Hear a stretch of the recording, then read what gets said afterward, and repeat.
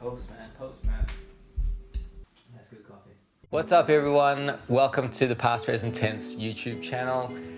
To kick off the channel, we're going to dive into the biggest philosophical question of 2024 according to the search results, which is, why is the sky blue? We'll be looking at the work of Ludwig Wittgenstein, so let's get into it. Why is the sky blue? Take a second and look up at the sky.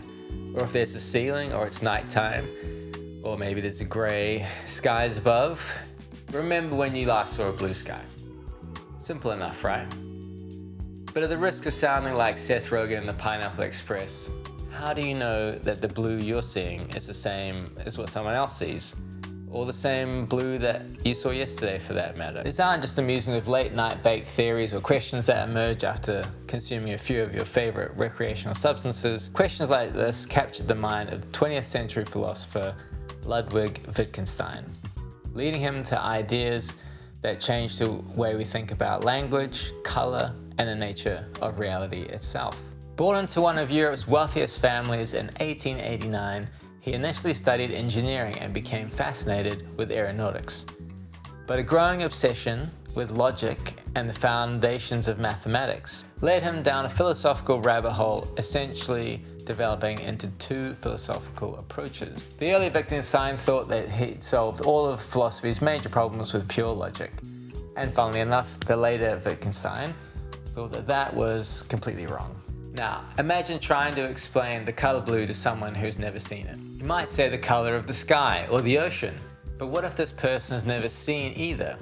You might try to describe it as cool, but what does cool mean to someone who has never seen the color blue? This is what fascinated Wittgenstein.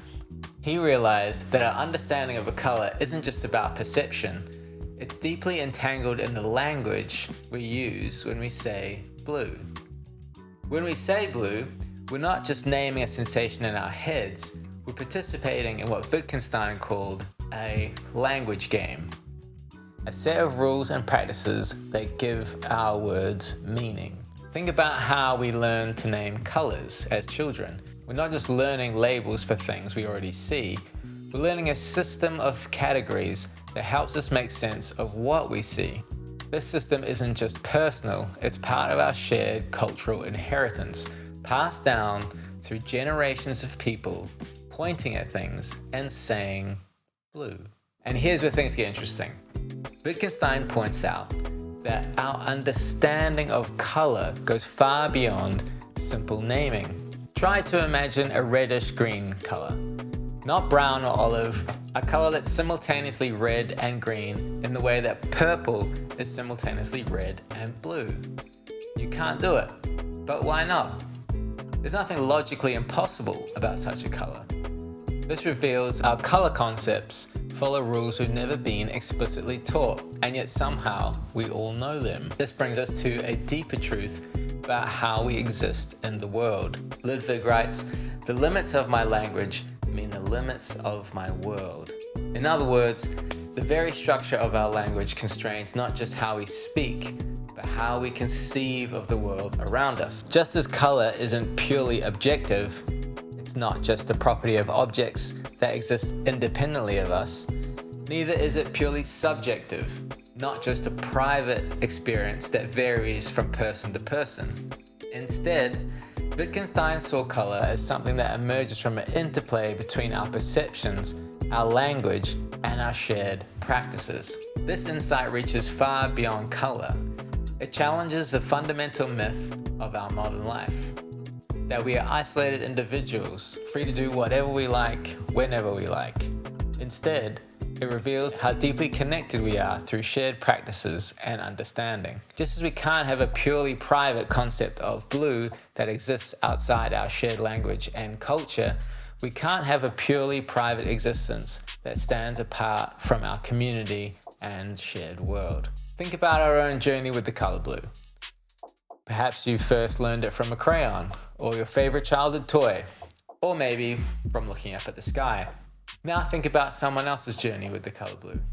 Maybe they grew up in a different culture with different color categories, or they learned it through different objects. When both of you look up and say, the sky is blue, you're bridging the gap between two entirely different life experiences, two different paths to understanding. This is where Wittgenstein's insights about language games become deeply personal. The miracle isn't that we agree on calling the sky blue. It's that through this agreement, we create a shared world of meaning. Every time we successfully communicate about a color, we're performing a small act of empathy, reaching across the void between our individual experiences to create something shared and meaningful. Now let's talk about what it would be like if we went beyond the color blue and the sky. What if we thought about what we mean when we talk about living in a fair society? How should we think about the environment, money, culture, inclusion? Suddenly these things don't feel like concepts in isolation, but something we all have the ability to share. The same could be said for our understanding of justice, care, sustainability, and community. The limits and gaps between us aren't barriers to understanding. They're the spaces where understanding happens. When we acknowledge that each person's blue might have its own unique history, its own emotional resonance, its own place in their world, we open ourselves up to a rich kind of communication. When we move beyond simple agreement about labels into a deeper appreciation about how each person's experience is shaped by their life story. Maybe when we ask, why is the sky blue? We can see we're not isolated observers of a fixed reality, but active participants in creating meaning together. But what do you all think? Is this just some navel-gazing idea cooked up by someone with more hash than you'd find in a Snoop Dogg green room? Or was Wittgenstein onto something with how our language shapes our world? Whether you just found this channel or you're a long-time subscriber to the newsletter, thank you so much for being here. Really appreciate it if you could help the channel grow by sharing it with your friends, liking and subscribing, all that good stuff. There's a Patreon if you feel like you can contribute, and I look forward to seeing you in the next one.